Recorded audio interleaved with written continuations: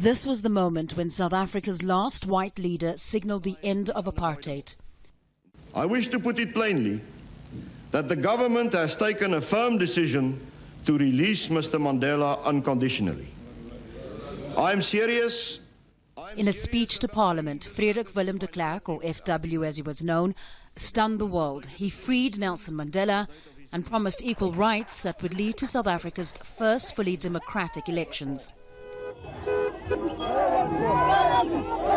If we did not take the initiatives we took, I have no doubt in my mind that we would have reached a point that the majority of all the people in South Africa would have taken hands with the total international community and would have united behind one common goal, and that is to overthrow the regime. We avoided that. There's Mr. Mandela, Mr. Nelson Mandela, a free man. Within days, anti-apartheid leader Nelson Mandela walked free after 27 years in prison. We pray for God's guidance. I thank you. A deeply conservative Afrikaner, FW was never known as a reformer, but he'd come to realize in his own words that to cling to power for the white population group means facing a revolution.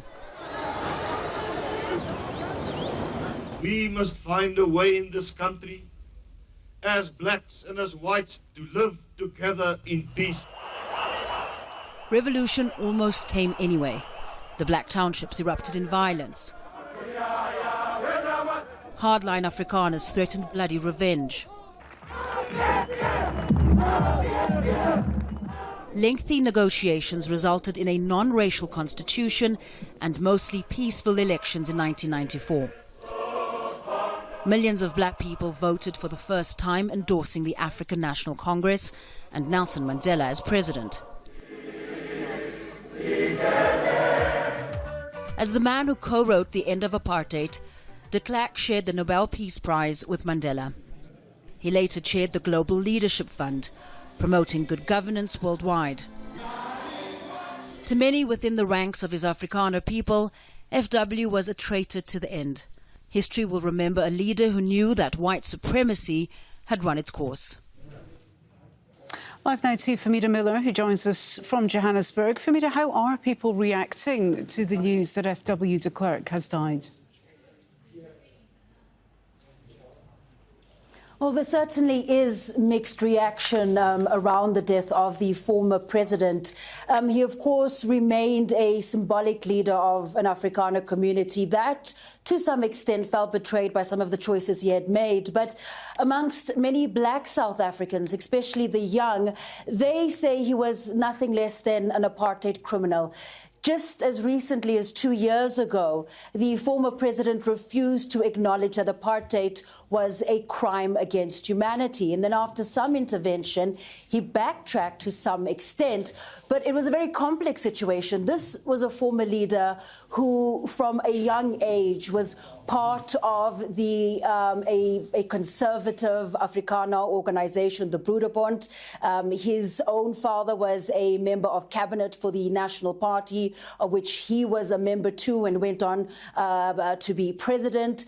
This isn't necessarily somebody who was a reformist, but rather a pragmatist, in that he saw the writing was on the wall and that to avoid entire political chaos, some sort of agreement or negotiation had to be had with the political parties in South Africa who wanted a democratic society.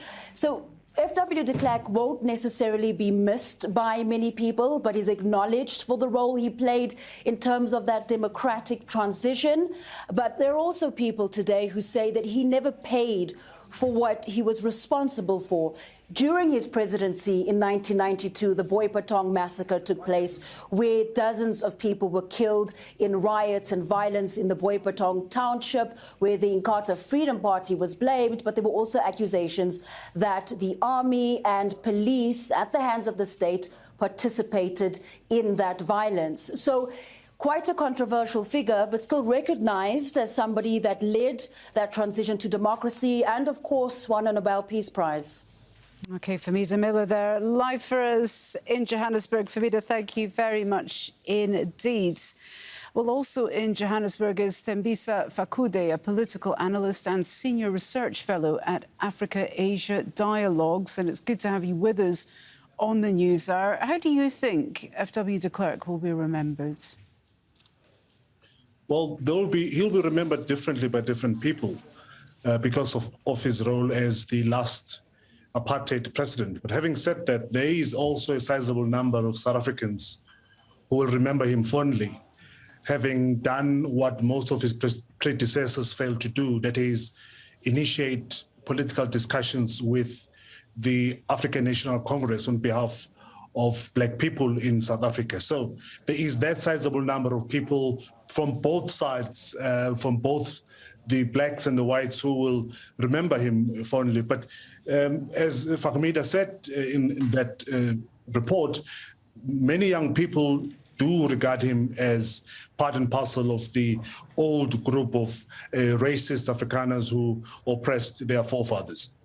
Did he ever express regrets for the apartheid system that he helped to usher out, or did he stand by it? Well, in the last days, he was caught in a number of controversies, trying to whitewash apartheid and trying to whitewash what the Afrikaners committed in the past. But he was forced to backtrack after pressure from various youth organizations in South Africa. But in the earlier days, when Mandela was still alive, he was quite out front in terms of explaining the role of the Afrikaners in apartheid and how that was wrong, and that led him to embrace the political trajectory that he later embraced. So there were mixed motions. No one really understands why at the later stage of his life he started attempts of trying to whitewash the Afrikaner participation and indeed apartheid. In terms of his legacy, because there's almost a contradiction there, whether he truly wanted to end apartheid or just saw it as inevitable and it was a pragmatic choice. Does the work that he did in helping establish the first post-apartheid government, is that likely to be recognised in future generations, or is there still some kind of a tussle over the role he has played in South Africa's history? Unfortunately, his last actions will, to an extent, absorb that very important part or contribution of his life towards the democratization of South Africa, because he started making a lot of mistakes.